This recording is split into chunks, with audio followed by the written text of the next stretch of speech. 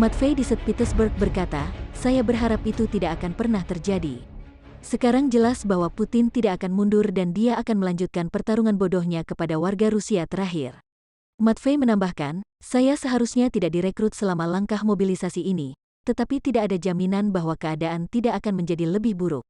Evgeny, warga Rusia berusia 31 tahun yang tinggal di Inggris, mengatakan kepada BBC, "Semua orang benar-benar takut, setiap orang mengirimkan informasi yang berbeda tentang mobilisasi.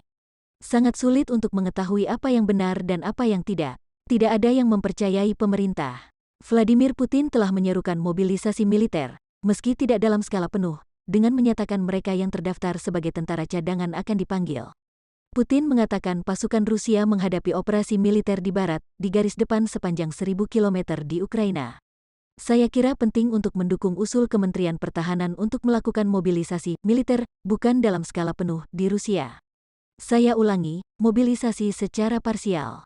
Hanya mereka yang terdaftar sebagai tentara cadangan yang akan dipanggil," kata Putin dalam pidato nasional, hari Kamis 21/09. "Prioritasnya adalah mereka yang pernah berdinas di angkatan bersenjata, punya pengalaman dan keterampilan militer," kata Putin.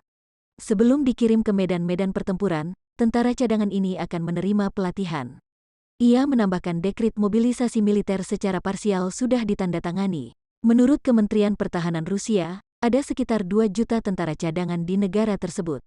Beberapa laporan menyebutkan, jumlah yang dipanggil saat ini sekitar 300.000 personel. Dalam kesempatan ini, Putin mengatakan Rusia akan mendukung referendum di Luhansk, Donetsk, Kherson dan Zaporizhia untuk bergabung dengan Federasi Rusia. Ia menuduh Barat memulai perang melawan Rusia di Ukraina pada 2014. "Kebijakan agresif anti-Rusia yang diambil Barat telah melampaui batas," kata Putin. Ia menuduh Barat berencana menghancurkan Rusia dan menggunakan nuklir untuk menekan Rusia. Ia mengatakan, akan menggunakan semua sumber daya yang ada, dan mereka yang menekan atau mengancam Rusia akan menghadapi bumerang. Secara eksplisit, ia mengatakan, dirinya sedang tidak menggertak. "Saya ingin mengingatkan, Rusia memiliki banyak senjata penghancur, dan untuk beberapa jenis, lebih modern dari yang dimiliki negara-negara NATO," kata Putin. "Jika integritas teritorial kita terancam, tak diragukan lagi kita akan mengerahkan semua sumber daya yang ada untuk melindungi Rusia dan rakyat Rusia. Ini bukan gertakan," katanya. Menanggapi pengumuman Putin, penasihat Presiden Ukraina, Mikhailo Podolyak, mengatakan hasil perang Rusia di Ukraina tidak seperti yang diharapkan Moskow. Ia menggambarkan mobilisasi militer ini sebagai keputusan yang sangat tidak populer. Perdana Menteri Belanda, Mark Rutte, sementara itu menyebut Presiden Putin panik. Reaksi senada juga disampaikan oleh Duta Besar Amerika Serikat di Ukraina, Bridget Brink, yang menggambarkan keputusan Putin sebagai tanda-tanda kelemahan Rusia.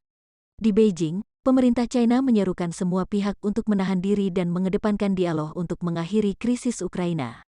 Terkait krisis di Ukraina, posisi pemerintah China sudah jelas. "Kami menyerukan semua pihak yang terlibat untuk menyepakati gencatan senjata dan mengakhiri perang melalui negosiasi dan dialog," ujar juru bicara Kementerian Luar Negeri China, Wang Wenbin.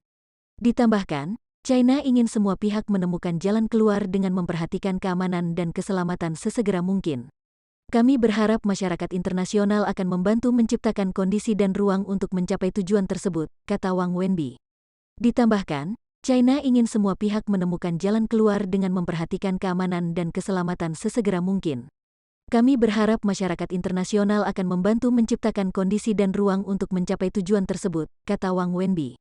Pengumuman mobilisasi militer dikeluarkan ketika militer Ukraina menguasai kembali sejumlah kota dan kawasan di timur, yang sebelumnya direbut dan dikuasai pasukan Rusia.